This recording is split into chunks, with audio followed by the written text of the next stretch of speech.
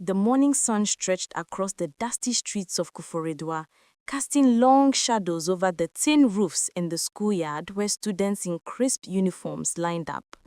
Amma tugged nervously at her skirt, glancing at the boys clustered near the gate. Her heart raced every time she saw Kojo, the tall, easygoing boy whose laughter seemed to fill the air around him. Amma had admired him from afar for months, but the courage to speak to him never came. Today, however, something inside her stirred, a quiet insistence that she might finally be ready. As the headmaster began his morning announcements, Amma's mind wandered. She imagined conversations with Kojo, the kind that might lead to friendship, maybe more. Yet, she was painfully aware of the social lines that divided students. Some were wealthy and confident. Others, like her, came from humble homes and carried silent dreams. Still, the rhythm of the school drums, the clatter of shoes on the concrete, the chatter of friends felt like an anthem of possibility. And so, she resolved to take a small step, to smile at him when their eyes met, and perhaps to speak a word or two. Little did she know, the corridors of this school would become a maze of secrets, jealousy, and first love, testing her courage in ways she could not yet imagine. Amma's plan to smile at Kojo during break was quickly tested. The bell rang, releasing a torrent of students into the courtyard. She spotted him immediately, leaning against the mango tree with his friends. Her palms were sweaty and her voice seemed to vanish as she approached. "Hi," she whispered, barely audible. Kojo looked up, startled at first, then grinned, a warmth in his eyes that made Amma's knees weak. "You're Amma, right?" he asked. She nodded, feeling a blush climb her cheeks. "I've seen you in class," he said, casually as though they had shared countless moments. Amma's heart soared. A small, simple interaction, but it felt monumental. As they talked, she discovered a shared love for music and a longing for adventure beyond the school walls. For the first time, Amma felt that the world was wider than her worries and responsibilities. But as the bell signaled the end of break, reality crept back in.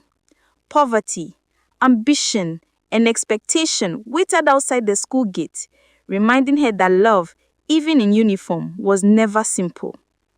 The weeks passed, and Amma found herself drawn into a circle of friends she had never known.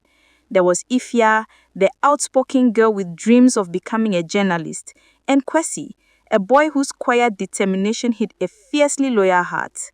Together, they navigated the maze of exams, family pressures, and the subtle hierarchies of high school life. Through laughter and shared secrets, Amma began to understand that friendship could be a shield against the harshness of the world. Yet, even as she laughed with her friends, her thoughts often wandered to Kojo.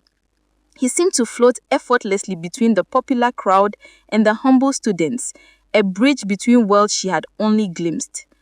Amma's heart ached with both admiration and fear.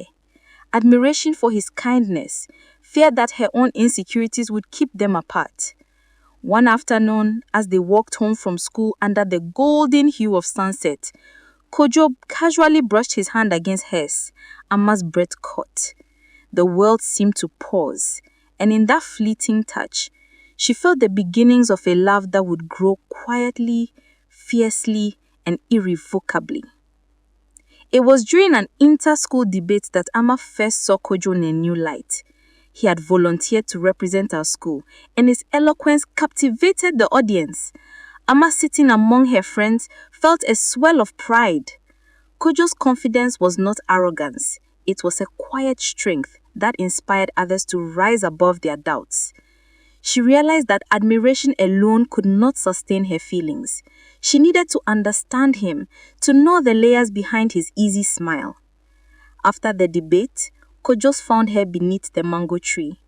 "You were amazing," she said, her voice trembling slightly. He laughed, brushing a strand of hair from her face. "I wasn't amazing, I just spoke what I believe." His honesty struck her.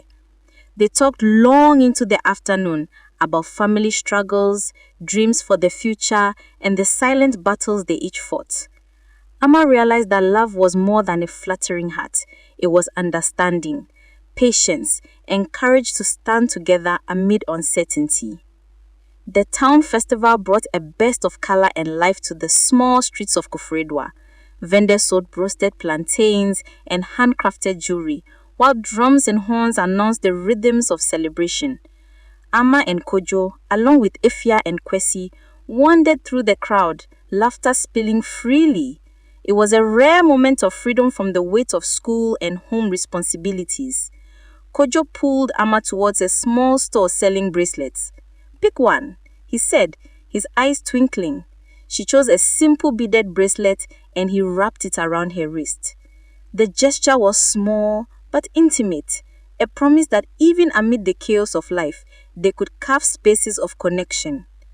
Yet as they laughed and danced under the fading sun, Amma sensed the fragility of these moments.